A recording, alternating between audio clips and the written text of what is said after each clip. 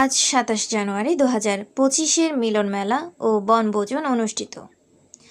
গোল্লাপাড়া বাজার বণিক সংশ্লিষ্টদের সূত্রে জানা গেছে, আয়োজনে সভাপতিত্ব করছেন নবনির্বাচিত সম্মানিত সভাপতি মোহাম্মদ জাহাঙ্গীর আলম জানে আলম, নবনির্বাচিত বিশিষ্ট ব্যবসায়ী ও সাবেক সাধারণ সম্পাদক তানোর উপজেলা প্রেস ক্লাব সংগ্রামী সাধারণ সম্পাদক মোহাম্মদ টিপু সুলতান, নবনির্বাচিত কোষাধ্যক্ষ তুহিন শাহ। এই অনুষ্ঠানে উপস্থিত ছিলেন তানোর উপজেলার নির্বাহী কর্মকর্তা মহোদয় মোহাম্মদ খায়রুল ইসলাম এবং তানোর থানা officer in charge Mohammad Mizanur Rahman sir. আরও সহযোগিতা আছেন গোল্লাপাড়া বাজার বণিক সমিতির অঙ্গ সংগঠন ও ব্যবসায়ী বিন্দুরা। রাকিবুল ইসলাম মিঠু, রাজশাহী।